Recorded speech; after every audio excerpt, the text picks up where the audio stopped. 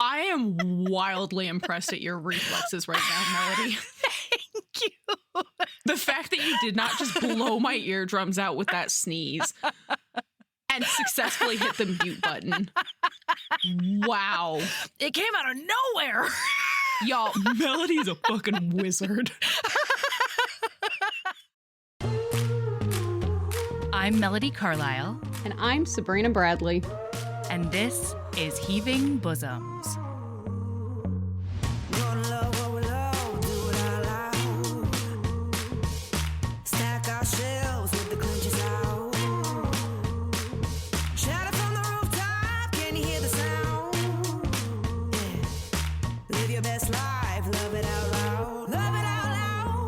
This is the podcast where best friends recap romance novels and other kissing media that makes us swoon, snark, and refills our cups. Whether you've read the book or are coming in blind, we'll lay bare every delicious scene and revel in the tropes and subgenres that make romance amazing. All right, listener, strap in and strap on. Headphones are highly recommended.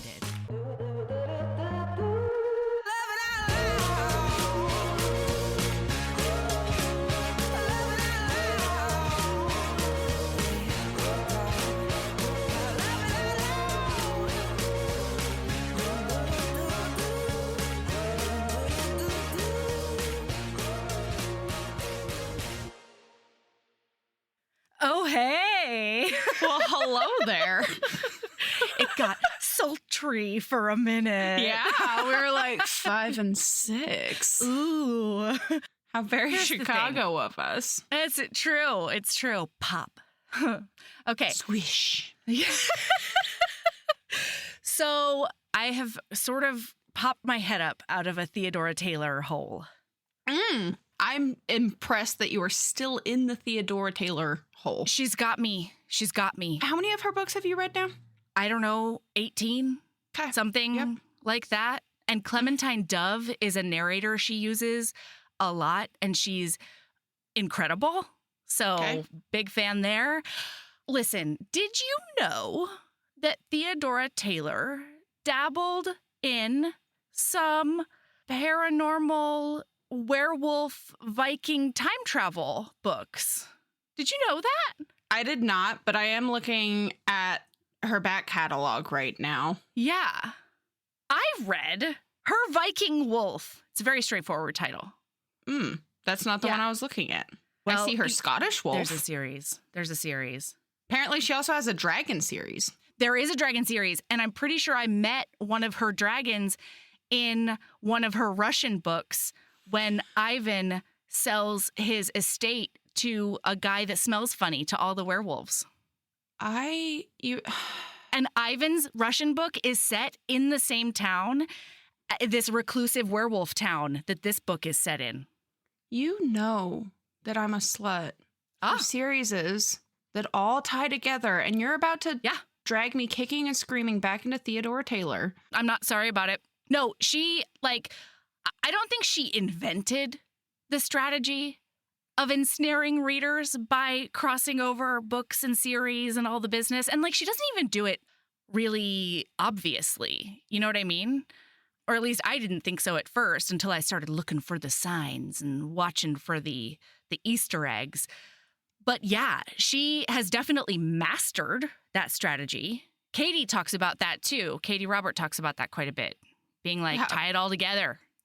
Yeah, make it all tie together. Then you're sucked your read in. through then goes through all of your series. Yeah. I've also experienced that with Regine Abel and stuff like that. They're just so good at multiple series, and then you have to read them together, but also separately. It's convoluted. Right now, I am looking at Theodora Taylor's back catalog, and it is convoluted as fuck. Because usually you're like, oh, this is the first book that they ever wrote, and then you can just kind of go from there. And there are so many books here, and that is not possible to do here. Period. Oh, yeah. Nope, she's doing it. She's out here just doing it. Okay, this book is set in now times at first, and then a werewolf accidentally gets shot through an Outlander-style portal into the future. Oh. He's a Viking one. He's a Viking king, I'll tell you. He's a king, okay? And this lady is just trying to live her regular life. She's engaged to a billionaire that has been her best friend since childhood, but she's not actually in love with. And they can't figure out why their relationship hasn't kicked off her heat. No. Her heat. This is Omegas? No, it's werewolves, period, the end. Okay. It's just a heat. It's just, she's a lady wolf, and she's going into heat. Okay. If she feels sexy about somebody, and apparently nobody realizes that she feels no sexy feelings about this billionaire boy. I mean, like, that's fair. Yeah, right? So she meets this... Just because he's got billions of dollars doesn't mean you have to feel sexy for him. Yeah, you know? Yeah, absolutely. Especially when they're your childhood best friend. No, and like, boy, does she get Does he get a book? I think so, yeah. Okay. And if I have my druthers, it's with a sister of another thing that is mentioned who's an academic. And they hate each other really hard. And it's enemies to lovers. I love an enemies to lovers. Yeah, I got to read that one next, but it's not on my hoopla, so I had to take a pause. Where are you going to get it if it's not on your hoopla? I mean, I'll get it on Audible, maybe. I'll use a credit, I guess. But, well, I had to actually take a pause because I ran out of my allowed titles. I maxed out the amount of borrows that a hoopla will allow. I didn't know. Okay. I still am in the land of hoopla lists. Yeah, no, I didn't know there was a limit. I think your library sets the limit because of the way that, people are paid or whatever. Anyway, she gets kicked right in the face with a Viking heat. And then she gets exiled and she tries to run away. But then this guy tricks her into time traveling back with him to the past. Oh, God. He tricks her? How does he even know how to get back? Well, it's part of the spell. They have to say a Viking phrase together. And he tells her that it's the phrase that'll make it so they'll break up forever. And they won't have any mate feelings for each other anymore. And instead, it's a tricky time travel. And she gets sent back to the Viking age. It's like 1000 AD or whatever. Incredible. And it only works because she's like a homesteader kind of person who really likes... So she's like, hey, she's okay with that. She really wants that kind of lifestyle. Yeah.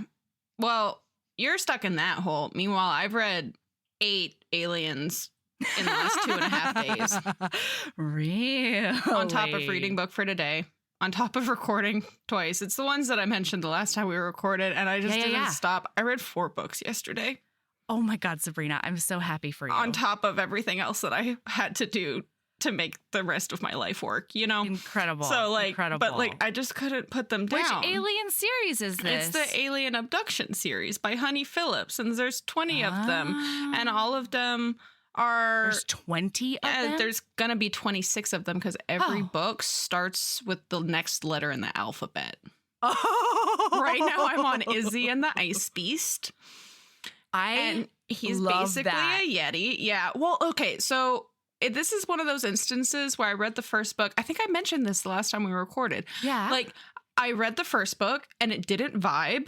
And then for whatever reason, I picked up the next book. And these are to be clear, these are horny alien books. And I don't know. Excellent. I don't know how she did it. The third book in the series is called Cam and the Conqueror.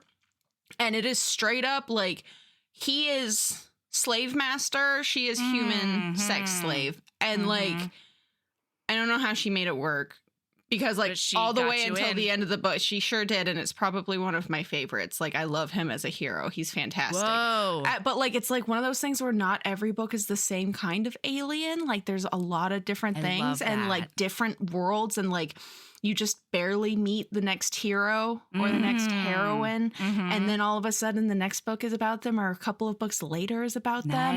And it's I'm playing a guessing game of whose book is next, Ooh, yeah. Yeah. That's a fun game too. Well, so like this one was Izzy and the Ice Beast, and I was like, well, obviously it's that Yeti person that we met last book. It's got to be the next one. But then the next one is Joan and the Juggernaut, and I have no idea. Wow. I'm also very curious. I'm actually looking right now because I'm curious what the Q name is. It's got to be either Quinn or Quincy, right? Like, that's a good guess. Quinn. It's Quinn and the Queller. Whatever the fuck a queller is. Don't know Somebody what that who is. quells, you know? I guess. I don't know. I can't stop, Melody. And honestly, it took everything in me. Such a fun premise. It took everything in me to be here today. You know? I hear that. Because like you want to be crawled into Theodora Taylor's hole. I want to be crawled into Honey Phillips's hole. But we have responsibilities. I know. We love listener. Listener's important.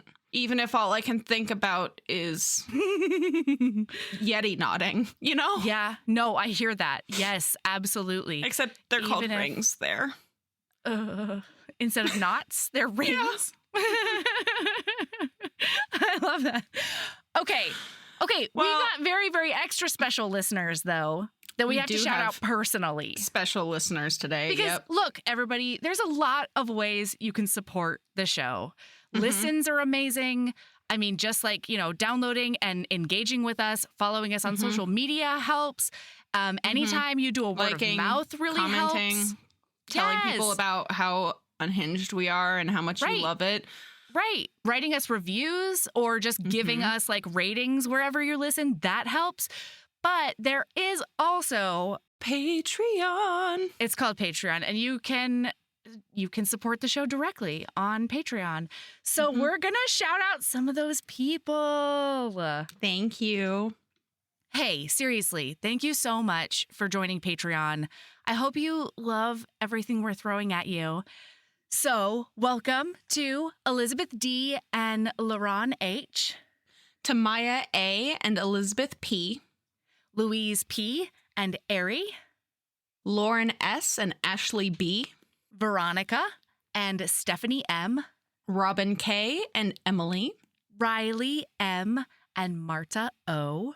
And Tyshira D. and Meredith B. We super appreciate you because we literally wouldn't be able to do this without everybody's support. You know? And absolutely. We're just shouting out a couple of names, but everybody's important. Yeah. If not for you, it's just me and Melody screaming into the void. It's true. I mean, and that's fun too, It is. But the more support we get, the more time I can spend on this and shouting into the void with you. And I really like talking to you, so. I do too. Being able to justify all the hours we spend together is really nice. Oh my God, it's a lot of hours too. Okay, listener, we have been very cagey with each other about how we feel about book. I randomly chose a book called Death's Obsession by Avina St. James, I think. St. Graves. St. Graves is what it is, because we haven't done a paranormal in a while. And the hero is death, and the heroine should be dead. But it's not. And it's a lot of trauma. And it's a lot of other stuff. So Stalker. Sabrina, it's a lot of God, yeah, it's possessive. Big stalker. Yeah, Sabrina, how did you feel about book? It's a book that I read. Okay. So you have no like big feelings about book. That's the thing is like my big feeling. So there's a lot of stuff in here. This book that should be catnip to me. This is a catnip book, right? This is a catnip book for me, or it should be. Like as I was reading it, I was like, there were moments where I was like, oh hell yeah, and like this is amazing, and other parts where I was like, yeah, this isn't that, whatever, blah blah blah. But like, and there were, then I finished the book, and I sat there for a second, and it's a book that I've read. Yeah. How did you feel about book? That's basically how I felt about book. Okay. Yeah. I'm relieved. Okay. I was a little concerned you were going to come in, which this is fine. If you absolutely loved book, because I found out this afterwards. The book you accidentally picked, or not accidentally, but the book that you just randomly picked. Yeah. Was a huge fucking book talk sensation last year, apparently. Really? And Instagram. Because I went down the rabbit hole because I was like, how do other people feel about this book? Like, sure. I have to know, because I was just a little underwhelmed, and that's okay. It was just a random book that we picked. It was like, whatever, blah, blah, blah. And then I went down the rabbit hole of TikTok, Instagram, and reading the reviews. Mm-hmm. And I spent like a solid 2 hours watching TikToks, watching and reading Instagrams. Like, I was like hyper fixated the hell out of this. Yeah. And it was wild, the dichotomy, because Book Talk was losing their goddamn mind for good reason. Because, listener, the dedication to this book is to the girls that think the Grim Reaper will fuck like a god. I am so pleased. Writes a lot of checks. And I think that's the problem, is there were a lot of checks written, and I feel like they didn't get cashed, you know? Interesting. Yeah. But like, it blew my mind. And this is one of those moments where I realized that Book Talk recommendations, I just don't think Book Talk recommendations are like, it's going to be a hit or it's going to be a miss. Because Book Talk recommendations, they're either they really work for me, or I just am like, why is this so crazy popular? Sure. Yeah. That makes sense. And like, almost everything I saw was people freaking out about the dedication and talking about like 5 out of 5 spice and like all of these things. And I was like, this isn't like, I guess my smut meter is just broken, because this is not smut meters. Well, like, spoiler, listener, but okay, so like his soul comes out and they DP her. And they do a big DP on her. Yeah. That's fine. Yeah. Like, it didn't even, I wasn't even fazed by it. I was like, okay. Yeah. Okay. So here's what's interesting. I feel like I had no idea what I was going into. I normally don't read the dedication, but I happened to swipe through it and I was like, that's incredible. I'm into it. And this book gave me a lot of vibes that I like and have loved in the past, right? Mm-hmm. So like, this book gives me big what is it? Sleep With Me by R.M. Virtues. Mm-hmm. There's a lot of dream demon sex in there, and it's, you know, it gives me like similar This vibes. book made me wish I could reread for the first time. Like, I could read again for the first time Sleep With Me and King of Flesh and Bone. King of Flesh and Bone. Yep. Yeah. There was another one too that I'm blanking on right now, but yeah, it gave me a lot of those vibes that I was like, oh yeah, like I'm really, really into it. And I enjoyed the book. I read it twice. I had a great time. How?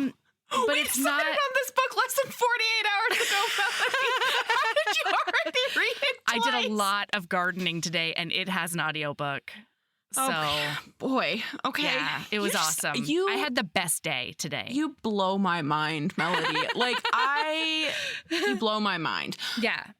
Anyway. So, like, I loved it, but I don't know why. It's not something that I'm going to be like, oh my God, I have to tell everybody about it. You know, like, it's it's an incredibly competent, delicious book. And you know what's funny about, this is what I was thinking when you were talking about the smut meter, right? Mm-hmm. I feel like sometimes people get confused between like a smut meter and like a butterflies meter. Does that make sense? I feel like a smut meter is like, what are the physical things that happen and are described, and what level of detail are they described in? Okay. I can have zero feelings about the smut and still give it a 4 chili pepper smut meter. You know what I mean? But there's like the romance and and like the butterflies, and like if the smut gives me like, you know, is like really inspiring, or like I can't stop thinking about, or whatever, I feel like that's different from a smut meter. Does that make sense? I could see that. Yeah. Yeah. Because like I would give this book a 4 or a 5 chili pepper, right? Really? I mean, there's a DP for the general population. I guess that's what I'm saying is like mine's broken. Like a DP is not 5. Like the DP isn't a 5. Like I think that I'm just coming at it DP from a for completely... me is like a 3. Yeah, it's like a 2.5, 3, you know? Like, at this point, that's in most books that I read. Like, not most books, but, like, it's common enough that I'm, like, I don't bat an eye at it. It's not something that makes me go, oh, I guess there's also like two different meters of like a shock meter and also a smut. And I think that I struggle with that, where like it's hard to separate smut meter or spice meter and the shock meter. Because like sometimes I read a book and I'm like literally agog. My mouth is like my jaw has dropped and I'm like, I cannot believe that author just did that. And like, holy shit. Yeah. But yeah, I don't know how. I think it's just another one of those things. I enjoyed book. Yeah, well, see, and that's the thing is, like, I read it to the, like, I read it, I enjoyed it, but then when I closed it, it's not, if we were not going to be talking about it on podcast, I probably wouldn't have ever talked about it to anybody. Sure. Yeah, absolutely. Yeah. So, okay, listen, we do have to do a bit of a trigger warning because there is a list of trigger warnings that is incredibly comprehensive. And it's so comprehensive, it's almost like, is that a trigger? Like anal is on there.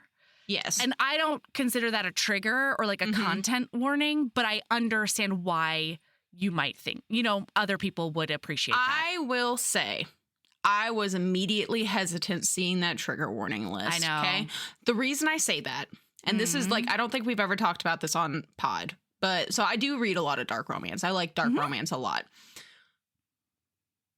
There seems to be a thing in the dark romance community right now, and I've talked about it a lot with like friends and things like that, where it's like, I personally feel like authors want to just have the biggest trigger list ever, but it doesn't actually add to anything in the book. They just add them in because that is a draw in a lot of dark romance like reader communities. Like if there's a lot of triggers, then it's like, oh yeah, because it like a lot of times people are like, I want something that's gonna test my limits. It's gonna like push me. That's like gonna I haven't found my hard limit yet, and I want to find it. And so they look at a book that has a page and a half of trigger warnings, and they're like basically salivating at it, which is fine. But because of it, I feel like I don't want to read a trigger, like something that is triggery, just for the sake of you being able to add another trigger to your trigger warnings list. Okay, I see what you mean. So you're saying that like it, for like, the instead sake of adding in tropes, people might be adding in like acts or components and it's just like, of the story. I don't necessarily think that was the case in this book, but I will say I was hesitant going into it because of it. Like I think that the trigger list was perfectly valid and adequate reading this book. Like I didn't feel like there was anything where I was like, oh, this was just put in here so that your trigger list was longer. Interesting. I had never thought about that, but that's, I see. Well, so like I'm in a couple of dark romance communities on, like Facebook and Reddit and things like that. And so like, I just can't tell you how many times people are like, I just want the craziest trigger list book you can possibly find. And it's like, yeah, but does it add to the book, Right. Is it functional? Does it do something? Is it necessary, or is it just in here to be shocking? Like, is it just for shock value? And that's the same thing. I have the same issue with, like, I was just talking about the shock meter, where there are sometimes where I read something that make me go, what the fuck? I've never seen that in a book before. And it's like, but was it necessary? Like, sometimes it's not particularly well written. Sometimes it's not impactful. Sometimes it's literally just 2 pages of description so that it's in there. And that's sort of what I was trying to get at with the smut versus like butterflies, right? Because in one book, a wrist touch has made me be like, yes. Yeah. Like, oh my God. Well, and like, to be clear, there are quite a few moments in this book where I was like, like, oh yeah. Yes. Absolutely. Absolutely. And I really liked the amount of agency this author managed to give the heroine with a really serious stalking element. Yeah, I was impressed by that. Like, so like, and that's amazing. That's the thing that I'm not sure what it is. Like I said, it might just be our mood. That's entirely possible. I did cry at multiple parts because I'm definitely on my cycle, like there are times where it's also like a deeply emotional book. Like check those trigger warnings, and also like just big trigger warnings in general. This episode we're gonna be talking a lot about death and grief and suicide and like and then there's also an on-page emotionally abusive and mildly physical. Well, shouldn't be mild, but like there's also some like physical abuse. There's an arm grab that is not cool. And there's a lot of drug misuse. Abandonment. Lots of abandonment. Yeah. So, like, it's heavier because it's a dark romance, and that's what we wanted. So here we go. Okay, we should get into it. Hey, everybody. Wow. We come in, and Shane East, the narrator for Death, is coming in hot in the prologue, waxing poetical about being death, carrying out death, and then realizing that he never thought he wanted or needed a soul until her. And it's good. Yeah, like it was a super flowery. It was a real. So like my very first quote is from the prologue for this book. And it's, "She is a storm on winter's day, and I will be content with never seeing the sun again. She offered me her soul, and I gave it back. Not because I did not want it. Oh, I wanted it like a flower wants the sun, like a river wants the sea. When I come to collect her soul, it will not be to take her to the afterlife. No, her soul will be mine to keep." So like, we're starting off strong. There's a lot of flowery descriptions in this book. And I'm not mad about it. But it doesn't venture into like the purple prose area, you know. But I will say that there's a time later on where the heroine talks about him reading sonnets to her. And I was like, yeah, he did. Like, I get that. I get that from the way that he's written. The way he speaks. The way he speaks, the way he thinks. Absolutely. Yeah. And then chapter 1 opens up hot. She's getting letters while she sleeps. Yes. And marks left on her body and like in charcoal. And everybody thinks it's a mental health crisis. Her psychiatrist actually tells her that she must be sleepwalking and drawing this all over shit herself on her at night. And writing these notes to herself and leaving herself presents. And I'm like, flowers, girl, and stuff. You need a new therapist and a new psychiatrist. Especially since she's paying out of pocket. This is medical, whatchamacallit. Malpractice? Yes. Like, let's just say they weren't a good fit. And she's paying out of pocket, going broke, like is buying powdered milk because she has no money. Yes. And then paying for these antipsychotic drugs. Yeah, to get rid of hallucinations. Right. And then therapy sessions in which the therapist tells her that she's making it all up and she's being gaslit? Yes, by her therapist. Medical professionals. Yeah. Like, what the fuck? Because this entire time, because she is at this point stopped telling people. So at this point in the book, she knows of the male main character. She calls him the faceless man. Ooh. Nobody else can see him. That's hot. She very rarely sees him.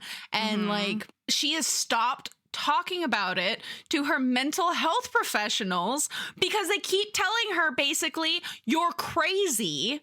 You're doing this yourself. Your dosage. Yeah. Oh my God. That is, to be clear, listener, if your mental health professionals are doing this to you, find a new mental health professional.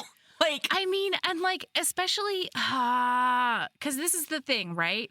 It's like, I can understand why a medical professional, a science brain, would be like, Prob's not. Prob's definitely not. You know, like, you're not getting magical schmurgle blurgles and you're not anything else. But, you know, I don't know why they're not digging deeper, because like clearly like this woman, considering the fact that it might just be a stalker. The fact that they don't even question, like, what if she actually has a physical stalker? Yeah, what if it's just a mortal man? Like, oh my God. I don't know. But it's wild. So the reason that this has all started, listener, since she was in a really traumatic car accident. She fully has PTSD and survivor's guilt and a whole smorgasbord of other issues with it. But she was in the car with her sister, her twin sister, Dahlia, and her terrible boyfriend, and he wraps their car around a tree. She gets flung out of the car, and then her sister and her sister's boyfriend die by fire. Yeah. And she's in a coma for a month. And then when she woke up, she started getting these notes and getting these presents and stuff. And it's like, it's like a year later. It's a year and a half later. That this has all been going on. And they're just still like, well, Let's give you a couple more milligrams. Yeah. That's not how you deal with PTSD, my friend. I would love to take your $150 for this session. Please leave with your Looney Tune booty. Yeah, we'll see you next week. Yeah. Enjoy your powdered milk, bitch. Thanks for paying for my fucking vacation to Disney World. Right. It's like that. Yeah. Oh my God. So she also has this terrible boyfriend who wasn't terrible before the crash, allegedly. I don't know that I believe that because she's not a very reliable narrator. She is not a reliable narrator. She talks about how he was beautiful and wonderful and perfect and they were so good together before the accident. I just don't and I'm think like, so. Or are you like, are the rose-colored glasses just taken off because you almost died?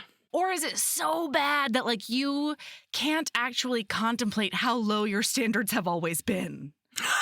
You know what I mean? That's fucked up, but you're not wrong. This poor woman. His name is Evan, and he is a piece of shit. One of the reviews that I saw, so, like, yeah, that was one of the things, is, like, this was social media blew up. Like, this book was, like, everything. There's a lot to talk about. Oh, yeah, no, but, like, the reviews were consistently, like, 1, 2, and 3 star, and they were like, it's a book that I read. Or, like... Oh, really? It was fine. Yeah, like, the actual review. It was wild.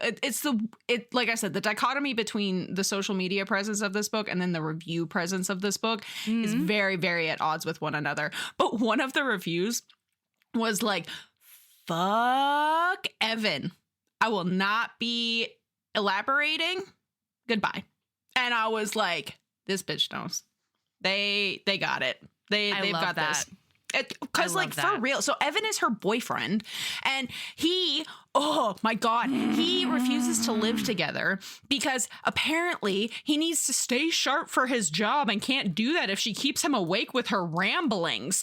How about some empathy, because bro? She's waking up with nightmares instead of being like, is there something we can do to help you through these nightmares? He's like, I don't care if we're broke. We're both paying rent in different places because I cannot with you. Yeah.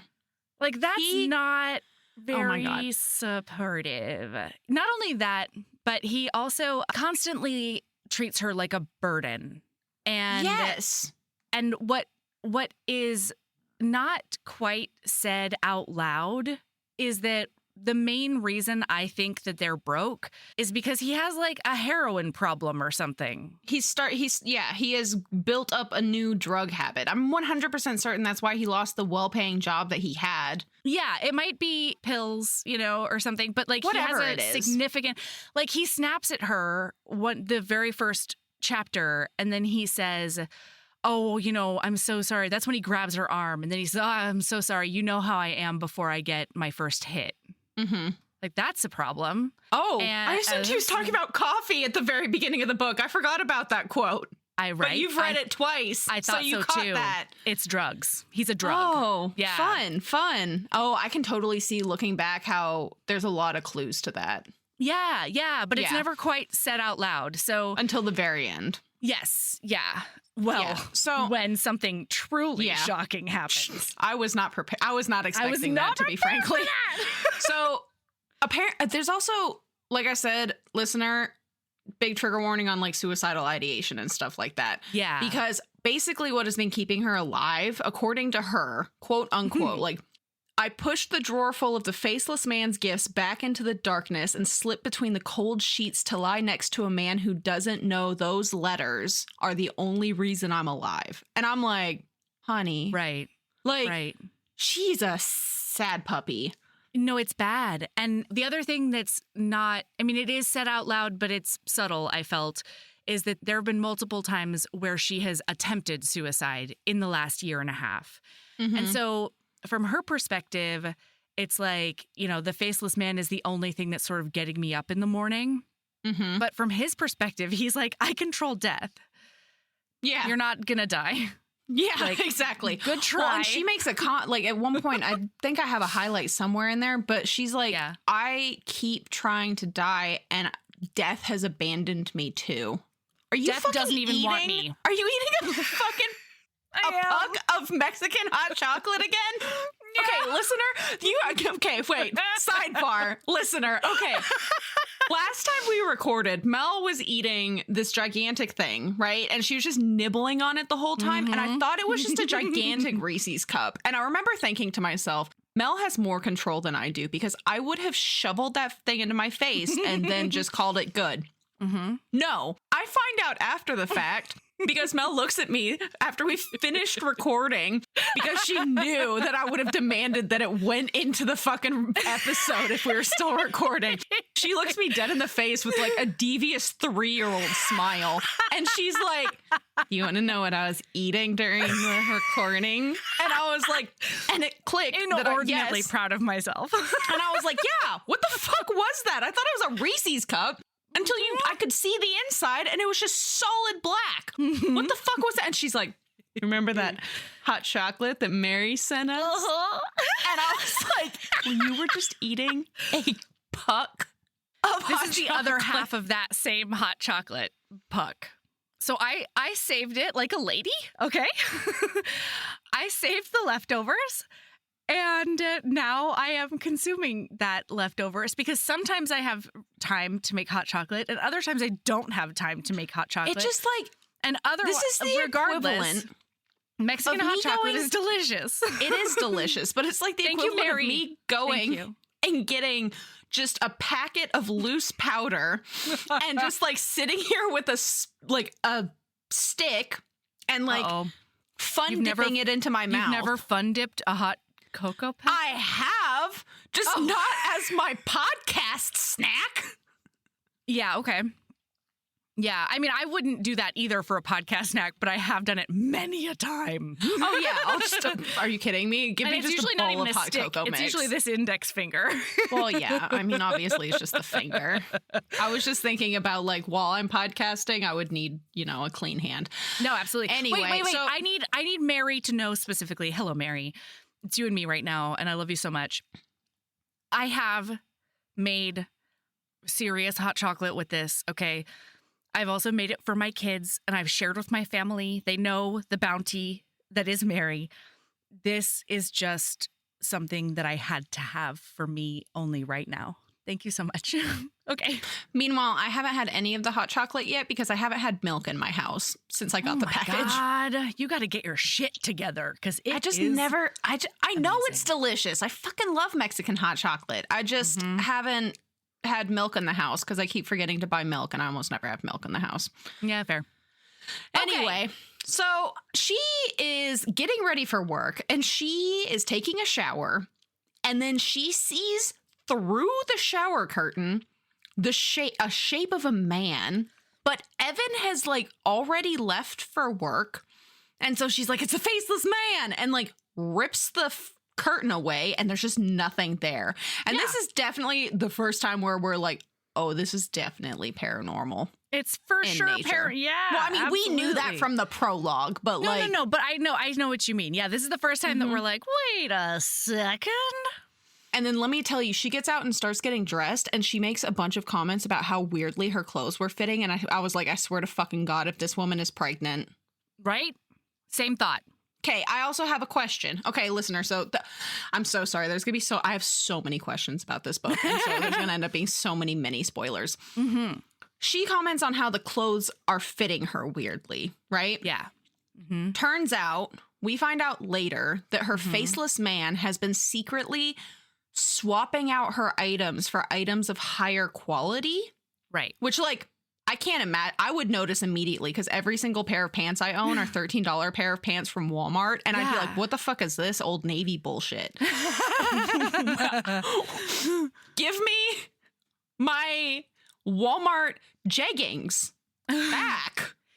Yeah. But I hear that. Why does they not fit? So I think it's twofold.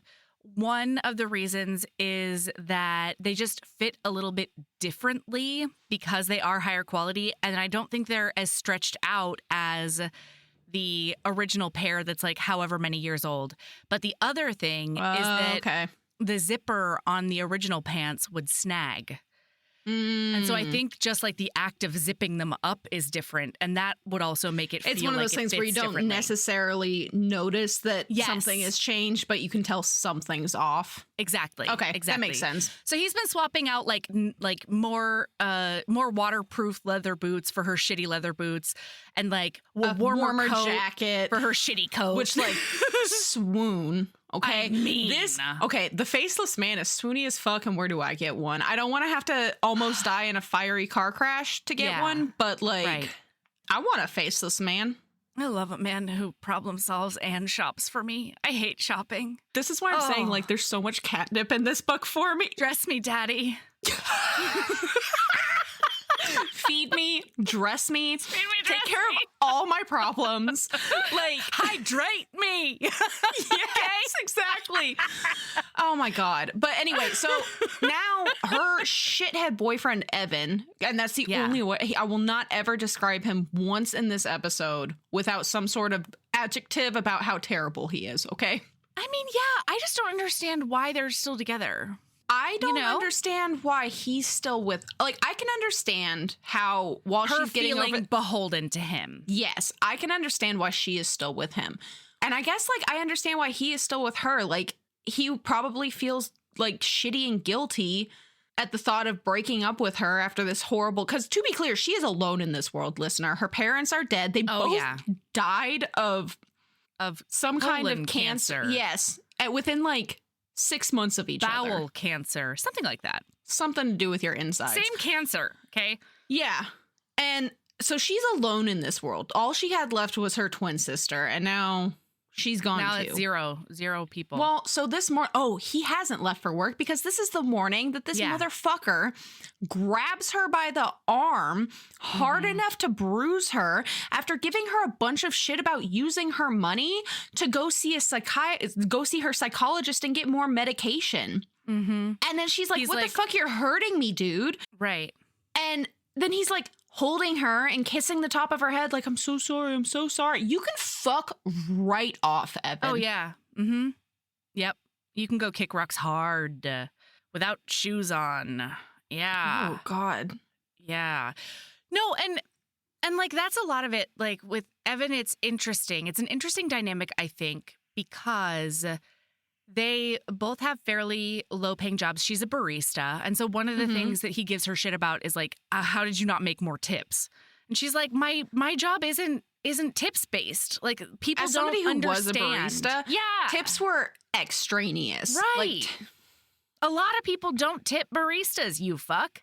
And he's like, why don't you smile more? Like, he's the worst. But then he's like, well, they're cutting my hours. And so even though they live separately, I'm wondering if this is a recent development. Their finances are tied? Their finances are joined. Or and like maybe he asks her to send him money regularly? Yeah, he says, can you transfer money? We are out of green. And it's like, God. No, I feel like you are. It's you. Fuckface McGee is literally the worst. Yeah. Like, and all he wants is his next fix. Like, that's a big problem. Yeah. So he does that. And then we hear an ominous, like, knock, knock, knock.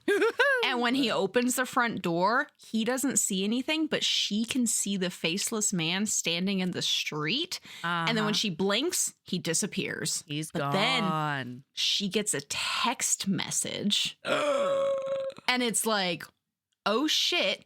He says, death comes in shadows and the light. It does not need to wait for the dark. For him, I will come as a hurricane. Okay. Faceless man is mad. Faceless man is making not very opaque threats. This is why I don't know why I was startled towards the end of this book, right? Like, looking back, I'm like, I just all the signs were there. We weren't Sherlock Holmesing hard. No, that didn't Sherlock. Okay, I Sherlock Holmes a lot of things in this book. Okay. Not that.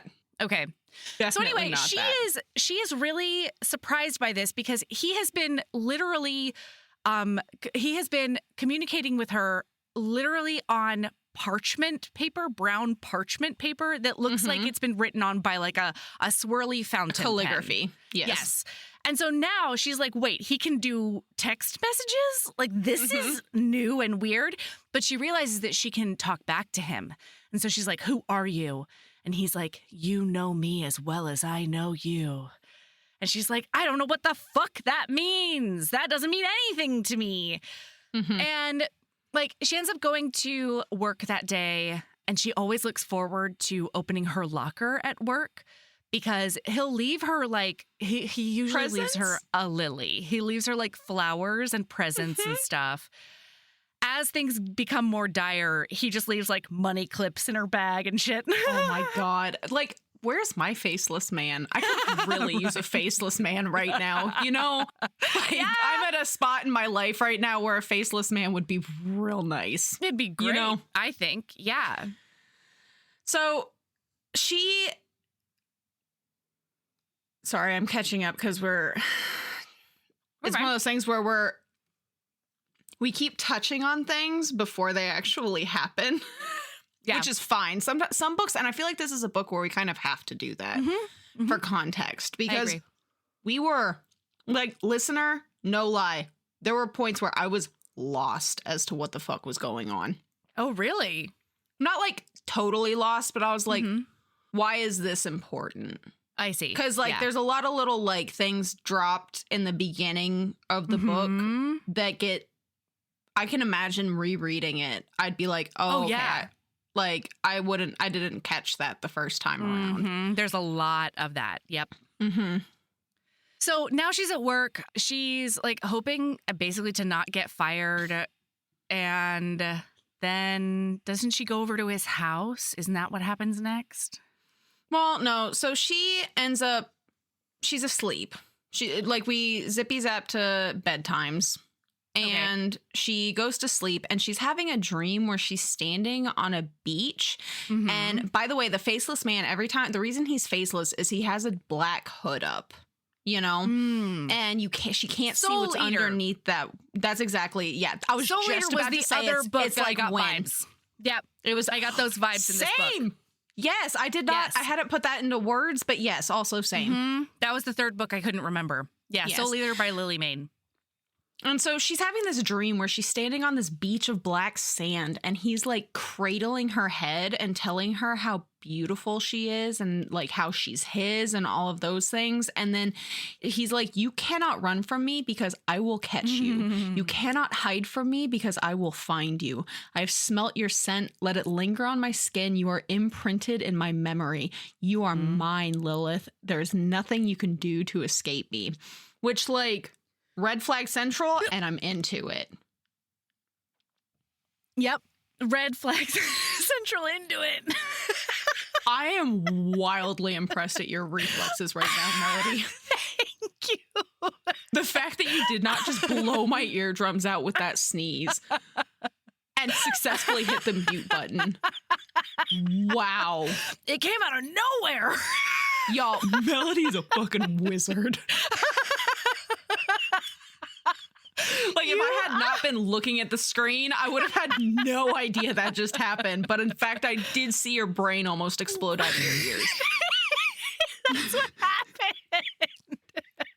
Wow, that was wild.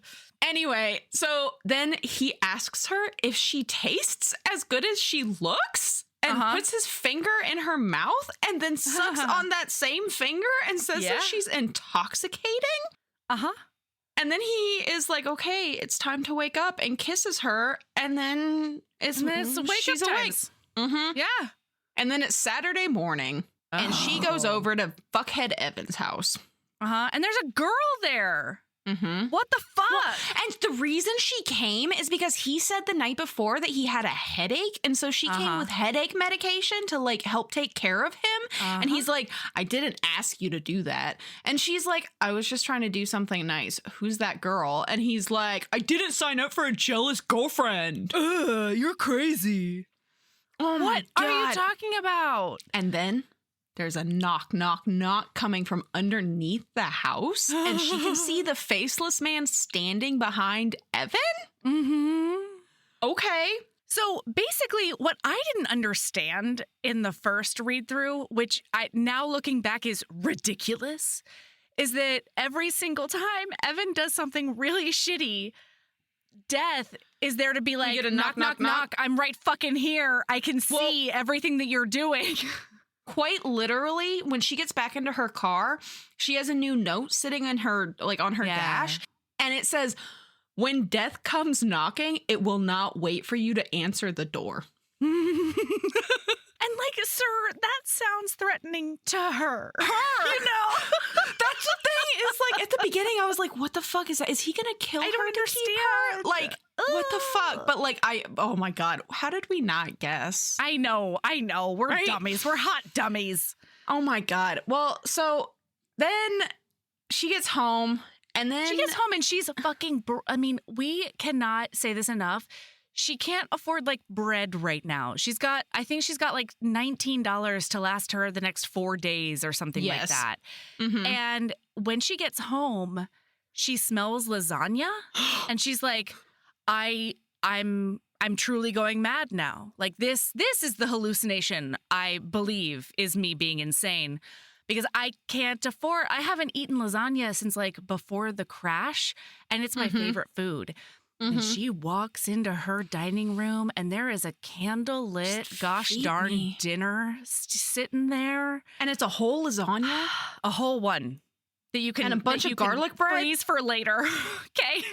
Oh my God. And she, like a nitwit, calls Evan to thank him. What? Oh, he's like, sweetie, you know? He's like, what? What are you talking about? He doesn't even say that. It's the best because he's the worst. He says, okay. And she's like, wait. So like he's trying to take credit for it, whatever it is. And then she realizes he doesn't even have a key to my house. Yeah, like, he can't afford anything either. Mm-hmm. Then she hears a woman's giggle in the background. Oh, and it doesn't sound like his flatmate, his apartment lady. So then she hangs up on him, good for her, while he's still talking. And then she eats that delicious meal and she gets drunk on that bottle of wine. Well, and she gets a note from him, too. Well, no, she leaves a note for him. Well, yeah, after that. Yeah, sorry. There was a note with dinner. Then she was like, how dumb am I? There's a parchment sitting right here. It was obviously the faceless man, not Evan. Yeah. Mm-hmm. That was unimportant. I'm sorry. Well, then she leaves him a note that says, you should join me next time. And then he responds and says, the only thing I'll be tasting is you. Yeah. Yep. And now it's sleepy times because it's time to sleep. Also, she's hammered. It's also on TM. Yeah. Well, it's sleep time because that's the only place they can sex each other right now. All right? So, wow, he does a sex on her. He goes down on her real good. And then I think he says, it's only fair that you should taste me too, right? I brought you a meal. It's only fair that you offer me one in return. While he's looking just straight down between her legs. Oh, yeah. But then afterwards, he's like, I tasted you, so it's only fair that you should taste me. And then he fucks her face, right? Mm-hmm. Yeah. Well, so his soul, we find out it's his soul, separates from his body. And now there are basically two of him, except one of them is an 8-foot version. And it's like fingering the hell out of her and has her up on her hands and knees. And then he just face fucks her real hard. Yeah, and she loves it. So this is also, I would say, this is like a Shadow Daddy book too. Yes. Like if there was a prompt that was like Shadow Daddy or whatever, this fits. Definitely. So anyway, she's like, whoa, this is incredible. Great stuff. And then, hang on. The sexiest part of this entire scene is that after she's come like 18 times and Bit had the heck fucked out of her face, the shadow sits her up. I'm so sorry. It's hilarious that in our world, what you censored was hell. You said the heck fucked out of her face. That tracks. I know. Like, I'm going to say dag nabbit, but I will graphically discuss the destruction of a pussy, you know? Absolutely. So anyway, the sexiest part is afterwards, the shadow sits her up and starts giving her a massage. Yeah. Mm-hmm. Yeah, then I would like a soul massage. And then she's like asking for more. And he looks her dead in the face and says, please. Lilith, my sweet monster. Because that's his pet name for her. My night monster. Night monster. I said I would taste you. I told you you would be screaming my name. I did not say I would fuck you. Mm-hmm. Because he has boundaries. He wants to wait and claim her in real life or something. He says it will be on his terms and not in a dream. Right. And then he fingers her again to completion. You know, he's a gentleman about it. Mm-hmm. And when she wakes up, mm-hmm. So she does admit to him that because he's like, have you dreamed about this offering me between your legs? And she's like, because he's always like, give me your words. And she's like, merp. And he's like, your words, night monster. She clams up when she's really horny. Which like, it's hard for her to speak, talk, process, relatable content. Yeah, mood. Yeah. When she wakes up, she finds rose petals strewn about the room, and then she realizes that it couldn't have been a dream because she goes into the bathroom and she has bruises all over her body. Yeah, he marked her and he did it on purpose. And the shadow spanked her one time, but it's like the shadow's hand is like a paddle. It's like big. And so there's no way that she could have like spanked herself or whatever. And she's like, this is more physical proof. But and that's the craziest thing. They're all like, you're leaving these marks on yourself. And she's like, my hand is smaller than this handprint, bud. Yeah. Like literally, how could I have done that? Yeah. Oh my God. So now we get a chapter in his point of view. Mm-hmm. And he's talking about how he has always been inevitable up until her, where she has like stolen all of his focus. Yeah. And it turns out the reason he didn't let her soul go is because he wants to keep her for eternity, but he can't do that until she yearns for him as he yearns for her. But she has to yearn for him, not just death. Yep. Which is why every time she tried to kill herself, it did like he was like, I'm not faking that soul because you just want oblivion and I want eternity. Yay. Yeah, that's exactly right. Yeah. Like, sorry, bud. I'm not letting you walk through those pearly gates. And that was a really interesting distinction to me because then he has like a process sort of doing not therapy, but like, I don't know, doing abandonment so that she will deal with her issues so that she will then be ready and like absence makes the heart grow fonder. She'll realize she misses him. And that's when he knows that she'll yearn for him. Any faceless men out there that is listening right now, that will not work for me, okay? No. I have too much trauma around that, okay? Mm-hmm. So we also learned his name at some point. I don't remember when exactly, but we know his name now is Leadum. Oh, because he wants her screaming his name. Yeah. Leadum. When they were doing their horny times. And he's like, she's like, what's your name? What are you? And straight up the minute she said that, I was like, I'm old. What are you? What? How old are you? Oh, yeah. Like, I fully... I totally had a Twilight flashback. But he's like, my name is Leadum, but you're going to have to figure out what I am. I'm not going to tell you. Yeah. And she's like, okay, well, that's fine. Because now I'm screaming your name again because, Well, and she does a Bella going to the bookstore montage, basically, of like researching and stuff and going on the interwebs until she finally figures out that he's death. And then like later on, she tells him that. And we have the scene where he like comes up behind her in the physical world and he's touching on her. Yeah. From behind. And he's like, give me your words, night monster. And she's like, please make me come after a bunch of back and forth because she can't get it out. And then she finally says that. She asks, what do you want from me? And he's like, everything. Yeah. And then he disappears. And then she's like, well, fuck. And she takes another anti-hallucinatory pill. Yes. Because that's what she does every time she sees him is takes a pill. And I asked you very specifically for an orgasm. Yeah. You must be a hallucination because you didn't have the good sense to give it to me. Yeah. How dare you? How dare you? That you can do physical stuff. Prove it. So then we learn about how, like, when she first started encountering the faceless man, she tried to get rid of her quote-unquote ghost, right? She did all of these things, and we find out that at one point she sages her house, and the next day he leaves her 3 bundles of sage with a note that says, try again, because he's a snarky asshole. Yeah. Also, Maya, I want to make sure I'm on the same page as you about this. Okay. He renames her in this book, right? Her name is Lily. It's Lilith. No, it's not. I don't think so. Because she says, he's the only one who calls me that. Lilith is very famously a mythological, like, you know, she-demon or whatever, like very much in his realm of mythology. And she and her twin sisters are both and her sister flowers. is named after a flower. Oh my God. It's wow. Dahlia and Lily. Wow. Not Lilith. That's a bold move, lady. I know, right? I mean, I don't hate it. But it is a bold move. That's a bold. Wow. He's just like, new name, you know? Yeah, a name that symbolically, this isn't in like an abuser way, because I feel like he knows she's having an identity crisis after having lost her twin. Yes. And so he's renaming her outside of Flowerland, right? Mm-hmm.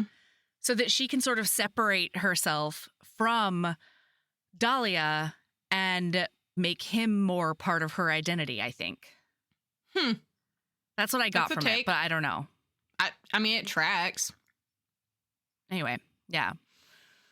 So now he disappears for 5 days, and she is not okay about it, especially because he left her a grand in cash the morning after they boned down in her dream, and now she feels like she's, you know, a purchased woman. Right. She feels like she engaged in sex work she didn't consent to. Mm-hmm. But then she realizes that she has a ring on her finger, on her promise finger. What? And engraved on it, it says, even in death. And then on the inside, it says, Latum and Lilith. Wow. And she's like, interesting. Yeah. So she finally is feeling like up enough. She's like, I got to break up with Evan. I'm going to break up with Evan. I got to do it. And to be clear, listener, from the very start in chapter 1, she was saying, say the 5 words. And those 5 words were, I am breaking up with you. Mm-hmm. Which is a really interesting way to break up with someone. You know? What do you mean? She wants her to literally say out loud to the person she's breaking up with, I am breaking up with you, instead of, hey, person, we have to break up. I would like to break up. Is that She's just announcing the declaration, I am breaking up with you. Is that how you do it? Have you said, I'm breaking up with you right now? Almost every time. What? I feel like no. Mm-hmm. What? How? Okay, so I know this is going to be shocking to you and everybody. But I'm highly conflict avoidant, right? I was going to say, because it's a really passive phrasing.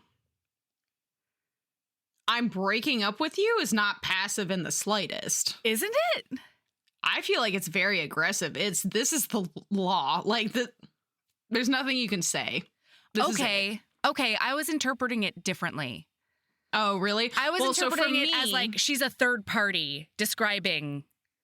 Oh, you know? So the way I've always taken it, and so what usually has happened in the past for me is I just I am somebody who I won't even realize that something bothers me until, but yeah, I hit that wall and it's over. Mm-hmm. Like there's no coming back from it. A switch has been flipped and I'm done. Mm-hmm. And I have made the decision. Mm-hmm. And frankly, you have no part of it. Yeah. Breakups can be unilateral. Mm-hmm. For sure. Yeah. Every time it's just, I have a conversation with them, but like at some point in that breakup, it's, I'm ending this. I'm breaking up with you. This is over. Interesting. Okay. Because just that phrase in itself, it felt like a distancing tactic. Like the omniscient narrator sort of was coming in. and being like, it is very much a happening. distancing tactic because like I know from my point of view, from like my experience, I'm distanced. I'm not in this at all. Like I'm just here informing you. Yeah, okay. Another person could very easily come and inform you in place of me. But unfortunately, I have to do it because, you know. Because I've got some decency left in my body. Just as easily, I could call you and have you call them, right? And you're like, Sabrina is breaking up with you. Okay. It's just, unfortunately, I have to be the messenger of our demise. You're right. Okay, so I think you're right. I was taking distance as passive. But distance doesn't have to be passive. Distance can be very aggressive. Well, and actually, you know, it's almost like, or I literally just said that it's aggressive, but at the same time, I feel like it's not passive, it's not aggressive, it's literally just a statement of fact. Right. It's a declaration of fact. Yeah. Yeah. This is done. Yeah. Okay. Anyway, she goes there to break up with him. Evan, I'm breaking up with you, she's going to say. But he's been napping all afternoon, his roommate says. So she goes in there, and that boy is cold. That boy is super dead. Blue lips. He is done. That boy has apparently overdosed. He also, well, we don't even know that he's overdosed at this point. It says it literally out loud, yeah. Later on, yes, you're right. Yeah. But at this point, he's just dead. And by the way, of note, in that room is the cardigan that we saw that one girl wearing that one time. There's a scrunchie. There's lip gloss all over. Like, it's very clear that this woman spends a lot of time in Evan's room. Just break up. Like, come on. I don't understand cheating. Especially not like this. Yeah. Like, come on. Like, so at his funeral, this girl, like, stands with his family as if she is the capital G girlfriend. First, though. Yeah. She gets a note from Latham before any of the funeral happens, and he says Evan's chest. And he says that even though Evan's soul hadn't been called yet, it was lost the minute he saw Lilith for the first time. Sir, how was I shocked that Latham killed Evan? You know, I don't know, right? Me, or not? Same. No, not killed. No, took. He very specifically did not murder this man. He took his soul. He just separated his soul from his body. Thank you very much. And you know what?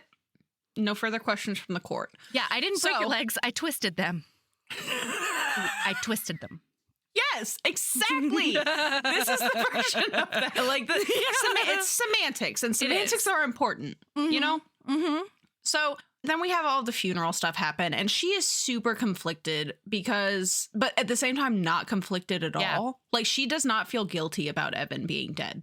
No. She's like, because he's been dead to her for months. Which was okay. I have a question about that. Yeah. That's a hell of a statement. Even I don't think she said that. She didn't say he's been dead to me. She says, I've grieved him already. And that I understood. Yes. Because I remember like, there being something in there, though, where she says something about, like, something has, I don't know, whatever. It doesn't really matter. Okay, but she doesn't feel guilty about it. And, oh my God, this line punched me directly in my face. Yeah. Because she says, the worst part is, despite the accusations running through my head, I don't truly feel guilty. I only know that I should be.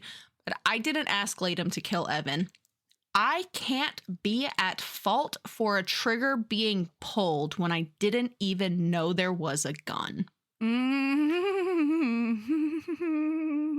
Well, God damn, girl. Yeah. That's a statement. Yeah. And, like, that's something I need to remember in my daily life, you know? Absolutely. Yeah. Because, like, I feel guilty for shit that I didn't do all the time. Oh, no, something bad happened? Somehow it's my fault. Let me figure out how I'm in trouble for this. Yeah. And then he we're not even at the funeral yet. Like, he shows up in the room and she confronts him being like, you fucking killed him. And he's like, nah, I didn't though. He specifically says, the afterlife would not have taken him if it was not his time. Such a painless death was a kindness, my thunderstorm. Because of you, I did not make him suffer. Yeah. Well, shit. That's very nice. Okay, yeah. Latham. Thank you. How do you feel about the nicknames in this book? Which one? The nicknames, plural. In general? Et al. I'm not a fan of Night Monster. Yeah, I was wondering if that is one of the chief reasons I didn't connect with this book is because Night Monster always gave me like a record scratch moment. Yep. Mm-hmm. I don't know why. I think that that's also part of it. Like, there's a lot of little things in this book that like were record scratch moments where like I couldn't ever be like in book.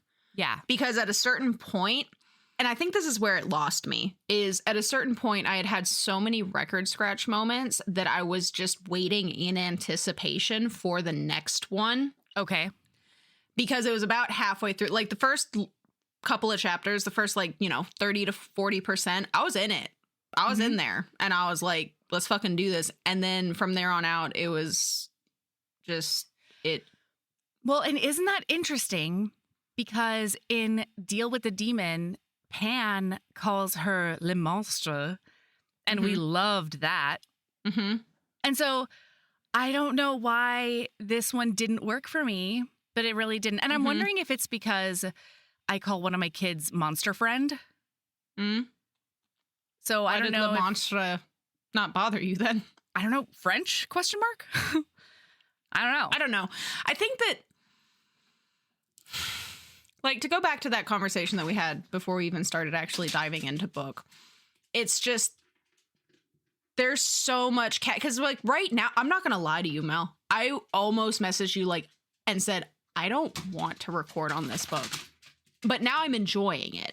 Like, I was not looking forward to record. I was like, I don't even know what we're going to talk about.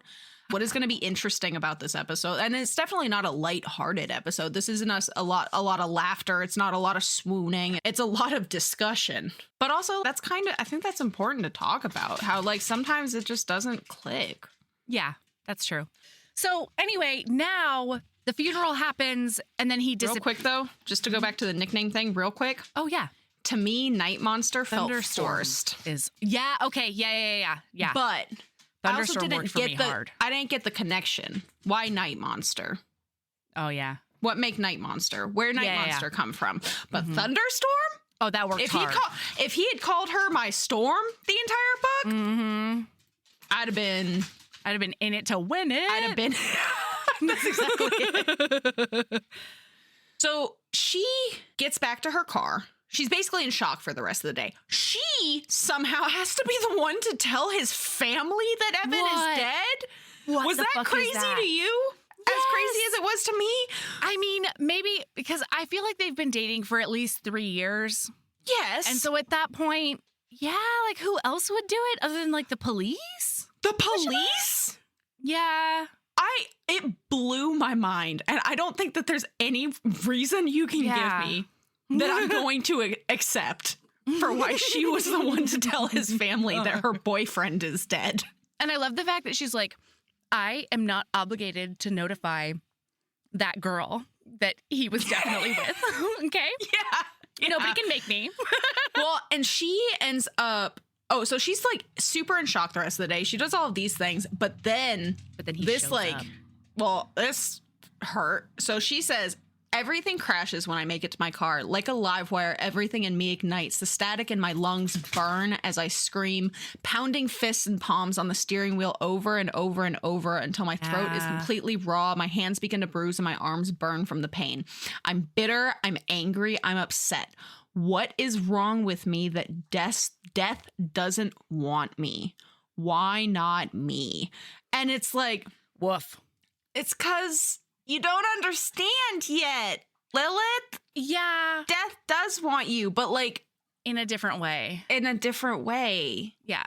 But that also I really connected with that whole train of thought. Not proud of it, but I did. And like one of the first time, the only sexual encounter we've really talked about up until this point, when she asks him to have penetrative sex with her and he's like, no, her first thought is, because he doesn't want me. Yep.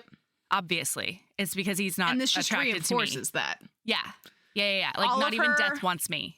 All of her attempts to meet him in the past, he doesn't want her. When she's finally face to face with him, he seems to not want her. Well, and she thinks to herself, like, I haven't done anything in the past year and a half to look or feel like anything, let alone sexy. Mm-hmm. And so, of course, he doesn't want me. I'm drab and scarred and complicated and gross. And, like, Evan certainly doesn't want me. Yeah. So, of course, this guy doesn't want me either. Well, now... This is when she goes to take one of her antipsychotics, and when she opens the bottle, she realizes that it's not her pills. Mm-hmm. It's a pill, a white pill with the sign for Lilith on it. And she's like, oh my fucking God, he fucked with my medication. Mm-hmm. And I haven't been taking my medication. And then she stops. And I think that this was, like, if there is any point where she hallucinates in this book, it's right here, you know? Right? Like... Because I think she had been taking her medication because she proceeds to cold turkey quit all of her medications. Yeah, and like several of them are antipsychotics. You know, the withdrawals are bad enough on like, oh my God. So she just cold turkey does this. So she's like getting brain zaps all over the place. Like, it's not good. She was like, she spent 3 days like puking. I don't. Yeah. So she ends up going home. And when she gets home, her TV's gone. It's replaced with a painting. There's candles all over the place. They're like all of the gifts that he's ever given her and the letters he's ever given her are like strewn about her room. This includes the bags and the jackets and the letters and the flowers and the feathers. So many feathers. And I think that there were a bunch of things that she had left at Evan's house. No, it was stuff that had been missing, that went missing at her house. Oh, that's right. Because he did a big U on her. Uh-huh. He took a bunch of shit. That's exactly what he did. Yes. Like, hopefully not used tampons, but everybody's got a flavor, I guess. Hey, I hate that. What I just said. That. The way I hate it. I can't. What everyone had. You had to. I dislike the order and word choice that happened just now. Yeah, there were a lot of different ways that you could have phrased that, my friend. Yeah. Mm-hmm, but and I what's chose done them. is done. What's done is done. I made my choices. And anyway, so there's just a final letter on the bed that says, "I'm coming for you." Merp. Yeah. Okay. So this is when she wakes up. So she wakes up in another dream, and he's behind her, and she looks at him, and she's like, "I know what you are," and he's like, "Oh, that's right. Say it." And she's like, "Vampire." Exactly. She looks him dead in the face, and she goes, "Death." And then he says, "Good girl." Good girl. Mm-hmm. There is a good girl in this. Mm-hmm. And then they just like super hardcore make out until he's on top of her on the bed. And he acknowledges that the reason he took Evan, not kill, because I don't kill, I take, is because he laid a hand on her when he shouldn't have. Yeah. And he said shitty things to her. And he wishes like I had been horrible to him and like mutilated him. Yeah. I think the important part about this scene is that she wants him to acknowledge that Evan was never competition. And he's like, yeah, obviously I know that he wasn't in my way to like win you. But I really didn't like the way he treated you and spoke to you. And so I killed him dead. Which like, that's swoony. I'm not going to lie. That's fair. He is death, you know? Mm-hmm. Honestly, I would have been a little disappointed if death hadn't taken Evan. You know, like I don't know how I didn't already see it coming, but you know, whatever. So she admits to him she doesn't understand why he wants her. Mm-hmm. Right. And he explains to her all of the reasons that he does. And it's, you know, fine. It's romance. Yeah. It's romance stuff. Mm-hmm. And then she's like, I don't even know what you look like. And he's like, you'll be allowed to see me soon. And when she goes to take off his hood, he stops her and he's like, your eyes aren't open yet. You can't see me. Look at my fucking eyes. They're fucking open. He's like, no, your metaphorical ones. Your inside eyeballs. Yeah. And she's like, I don't have time for metaphors. What are you doing? That's such a mood. Yes. Yeah. There were a couple of times where I was like, this is unnecessary death. Like, you don't have to be so cryptic and fancy about stuff. You could be a little less cryptic. Yeah. You could be just upfront about just literally one thing. You know? Yeah.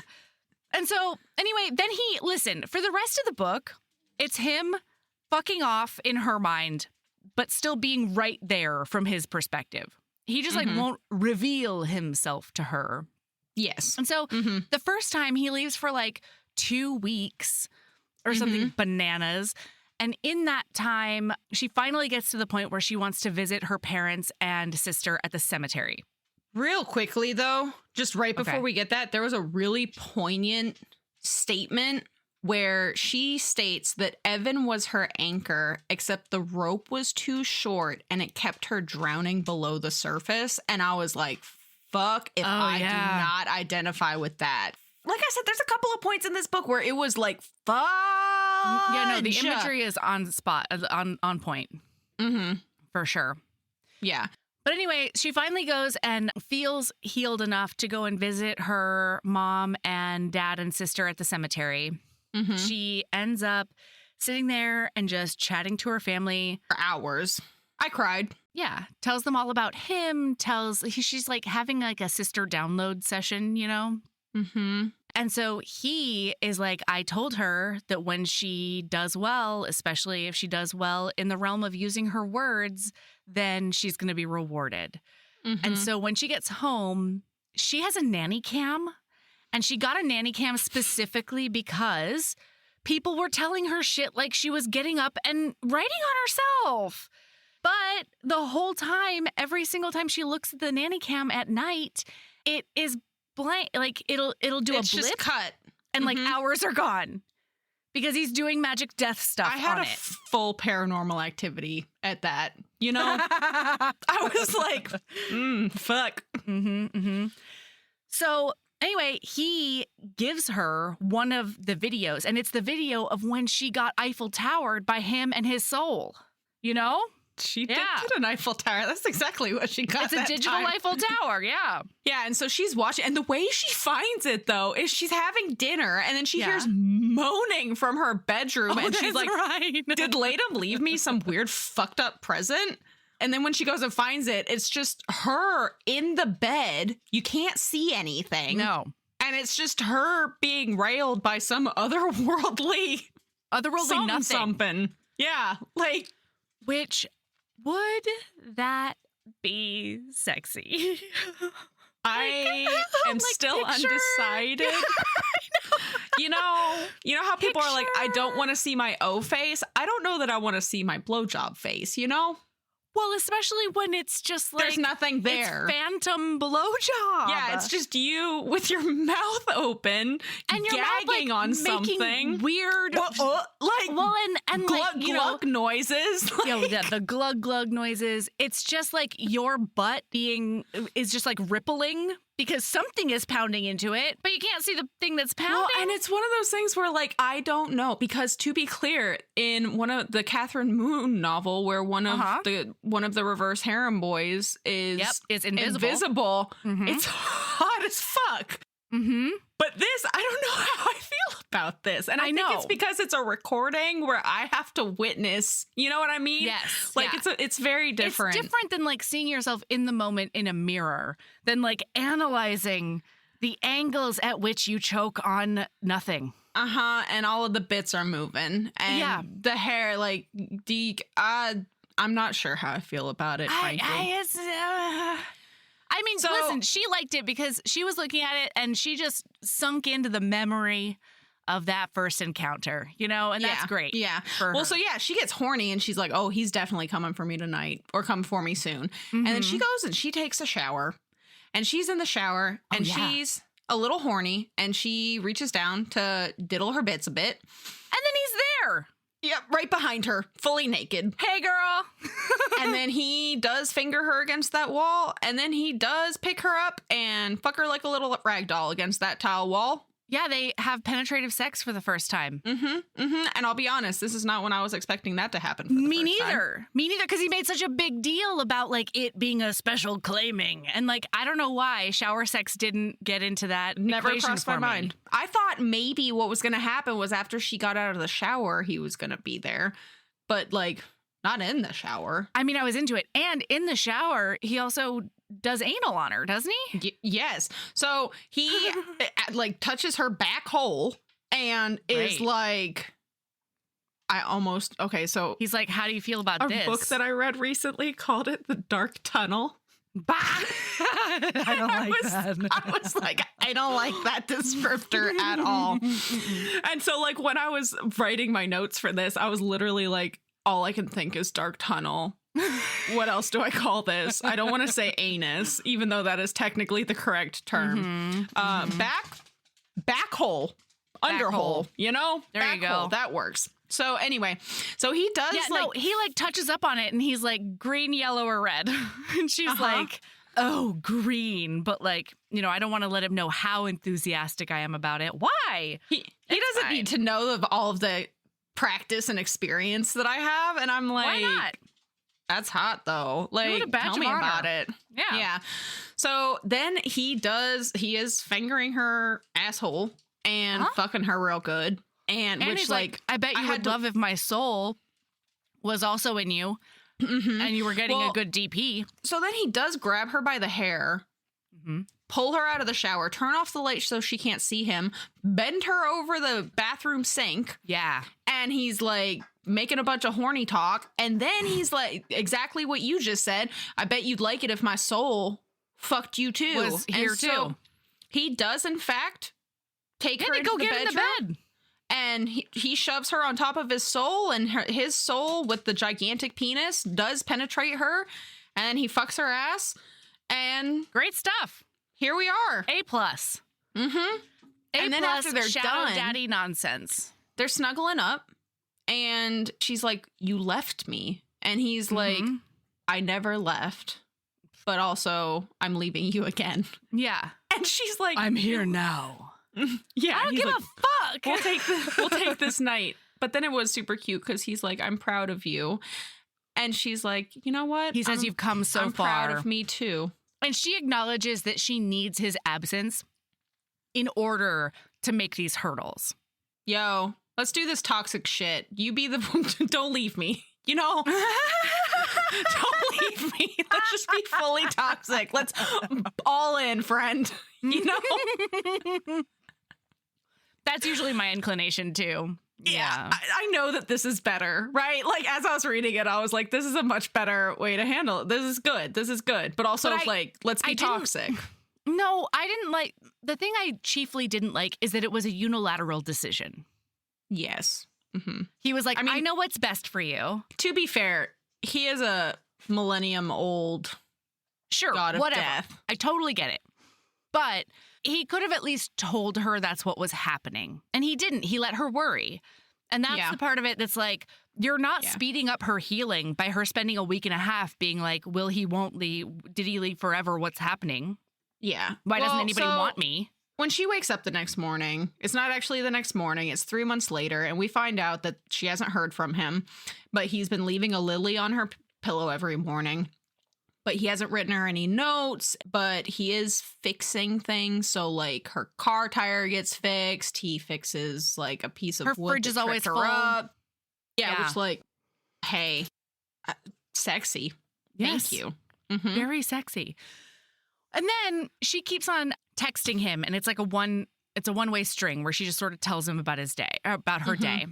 And then she realizes, she goes to open the drawer of all his, so first she's been this one-sided texting, and then she texts him, invites him to dinner again, no response, all of these things. She's describing what they could have done, like blah, blah, blah, blah, blah. But then she tells him, then we can watch Ghost Rider after dinner and you can tell me if it's fact or fiction. And then he responds for the first time in 3 months and he says fiction. And she's like, I miss you. And he's like, soon. And that's when she goes and finds all of this stuff. But he's finally responding again.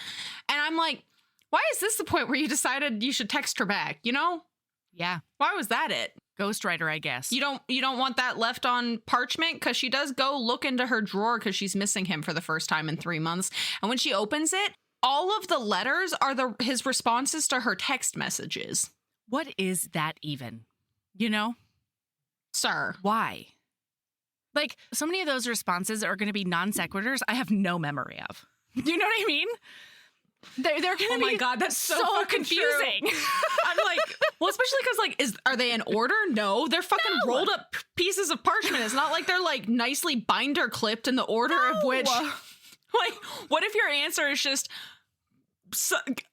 I don't know. Sure. Do you know how much I would hyperfixate on that? I'm not going to work the next morning. I'm going to be awake all night. I'm doing the puzzle. I'm doing the red strings on the wall, trying to figure out what responses to what. What goes to what? Also, do you know how long it would take me to register that they were responses to the text messages? Agreed. Like, as far as I'm concerned, they're just a bunch of random letters. They're just thoughts. just like apropos of fucking nothing. Oh, God. Then she says, soon isn't soon enough. And he says, okay, if soon isn't soon enough, then meet me. It word has for to word. begin where He it says, ends. Starts where it... to end, you must go to the beginning. Okay, yes. And then she's like, what the fuck does that mean? For good reason. Except the minute I read that, I knew exactly what he was saying. I was like, obviously, you need to go back to the car accident I had the exact same thought she did, which was the hospital where she was born. Like, really?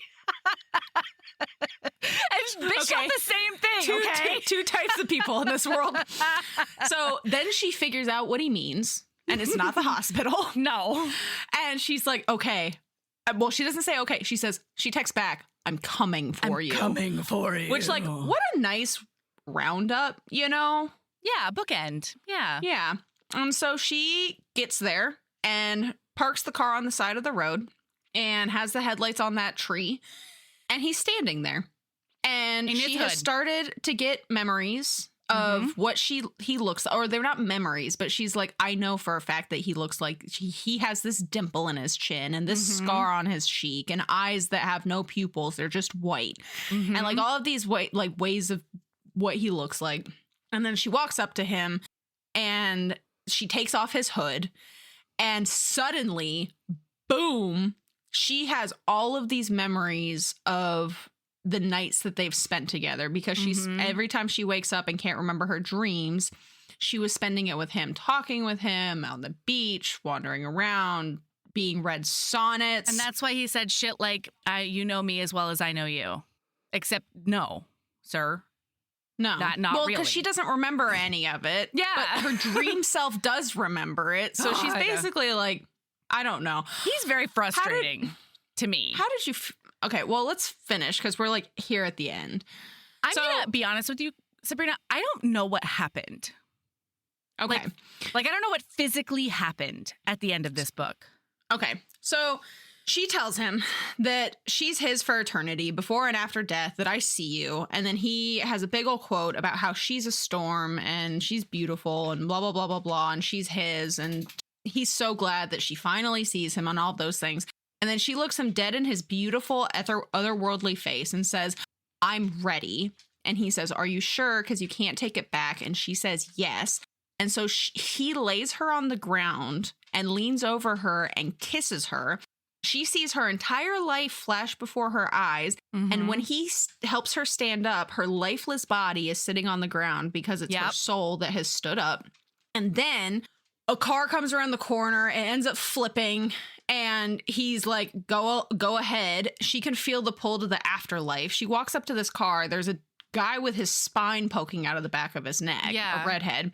And she goes up. She can feel the pull to these gates, but the end. No, wait. Like, so the final Isn't quote. Dahlia there? Or is that later? Dahlia's gone. This is it. Dahlia's gone. We never see Dahlia. We don't see Dahlia again after she started going to the... So that is one thing, listener. So she's been seeing glimpses. She has been hallucinating her dead sister. But that all stops when she starts going to the cemetery. She doesn't see Dahlia again after the cemetery. So is that bonus chapter just their meeting for the first time from his perspective? Have you read that? Yeah. Have you read the bonus stuff? Yeah, it's his perspective, seeing her for the first time. Okay, so my question in this last scene was, is this a brand new car that supposedly just like hit her and that's how she died? Or is this the original crash where her sister and the boyfriend died and she didn't live the next year and a half in reality? So this is a completely stranger. It's a completely different crash. This is just a bystander that gets killed in order for her to get killed? Yes, essentially. Incredible. Well, so that's what I didn't understand. That's what I had questions about, because I understand everything that has happened, but what I don't understand is how it all connects. Because, like, he quote unquote hit her? Yeah. Is that what happened? Is she standing against the tree, like at the memorial of her sister's, or like just standing place? There on the side? Yeah. Or and then he comes out of nowhere and slams into her? Or did they supposedly, like, maybe they got in a car, like a head-on car accident that'll be staged by death later? This was very confusing to me. And my last note for this entire book. What the actual fuck did I just read? I don't know what happened. Yeah. Yeah. And then the bonus chapter, which because it was an audio. Yeah, because it was an audio, I got a little bit confused because the very next chapter is him encountering their crash scene and seeing her for the first time and telling Dahlia to, like, step into the light or whatever. He'll take care of Lily or Lilith. Mm-hmm. And so because I sort of, like, maybe conflated those two things while I was listening. So see, my experience of this is I read the book and then I had to go separately download his point of view and the bonus epilogue. Oh, okay. So did you get the bonus epilogue where they're on the beach? Yeah. And she's like doing death stuff. Yeah. So like the first one is his meeting her for the first time back at the very beginning with the death, with her death, where he's like, I'm not taking that soul because I want that soul for eternity. That's mine. Yeah. We find out that the beach that they've been on with the big storm and like the prairie behind it or whatever is the place that she conjured while she was in her coma. Mm-hmm. While her body was healing, it was a place that her soul felt safe. Yeah. And then the last chapter, or the bonus epilogue, is just like them in bed and her being like, I love being Death's right hand. It's great stuff. Mm-hmm. I still want to know everything about all the people that we usher into the afterlife, but I understand why he wants more distance, Mm-hmm. And they're great. They're doing great stuff. They have they bone down again. It's awesome. Mm-hmm. Goodbye. Yeah. The end. They're together for eternity. And death afterwards, she says. What does that mean? What does that mean? That doesn't mean anything. I was more confused. I was more confused by the end of this book than I was at the beginning, frankly. Yeah. So, I mean, I liked book. That's exactly it. So it's one of those things where I'm not screaming from the rooftops about it. Yeah. It was a book that I read. Yep. I enjoyed it. Mm-hmm. Yeah. All right, Sabrina, what's your lady love? My lady love is sometimes you just got to have a little shrimp boil. For dinner last night, I bought 2 pounds of shrimp and a bunch of andouille sausage. Ooh. And I threw all that shit in the Instant Pot. Yeah, you did. With an onion and garlic and some crab boil. And I let that thing just do its shrimpy thing for like half an hour. Mm-hmm. And then I ate so much that I felt like a tiny puppy that drank too much water. My belly was so full. You were distended. But also it was delicious. I'm probably doing it again sometime this week. I think I'm on a shrimp kick. Nice. I dig it. And so my lady love is sometimes it doesn't have to be a social thing. It could just be you gremlining, reading alien smut. Yes. With gloves on. and just shoving your face full of shrimp. Mm-hmm. Yes, agreed. My lady love is have yourself a good old-fashioned SVU marathon, Boy. Okay. Boy, have I been watching, not even watching. I've had SVU on in the background as I've been doing other stuff. And, it just hits a spot that I didn't really realize. I mean, I've always known that I like the show, but it is one of those things where it's like coming back to an old friend, you know? That fascinates me because I don't know that I've seen an entire episode of Law and Order all the way through in my entire life. Wow. But I do know what it's like going back to an old friend because I do rewatch White Collar probably at least once every other year. Yeah. Yeah, my other one is the 1996 Pride and Prejudice miniseries. That's a good one, I think. I've never seen that either. I've heard that it's good. Oh, my God. Oh, yeah, it's Warehouse really good. 13, though. I'll rewatch Warehouse 13 until the day I die. Never seen that. That's okay. You know what? Have yourself your version of a good old-fashioned SVU marathon. Have yourself your version of a good old-fashioned SVU marathon while you gremlin eat 2 pounds of your favorite food. Yes, absolutely. And then keep being a badass. And love yourself as much as you love being gaslit by your mental health professionals. Yeah. That's a terrible one. Yeah. That's all I can think about, though. Love yourself as much as you love saying, "Dress me, daddy." Yeah, that's a better one. That's an actual love yourself. Literally the minute we were like, love yourself as much as you love, you know what? Love yourself as much as you love not being gaslit by your medical professionals. That's what it is. Spin on that's the one. You did it. We got there. All right, bye.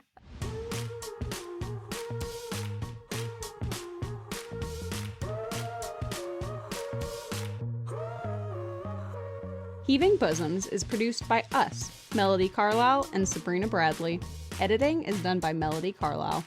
Our theme music is by the incredible singer-songwriter Brittany Fonts, and our art is by ultra-talented author Kate Pryor. If you like our show, remember to follow us on your favorite podcast app, rate us 5 stars, leave a nice review, and of course, tell all your friends about us, even if they don't read romance. If you want to get in touch, you can email us at heavingbosomspodcast@gmail.com. If you want more of us, visit patreon.com/heavingbosomspodcast. You can also find us on Instagram @heavingbosoms, on TikTok @heaving_bosoms, and in our Facebook group, the Heaving Bosoms Geriatric Friendship Cult. Head over to our website to sign up for our newsletter, get our Reading Embrace printable, and check out my audiobooks at heavingbosoms.com. All right, we'll be back next week with more swoons and snark. See you then.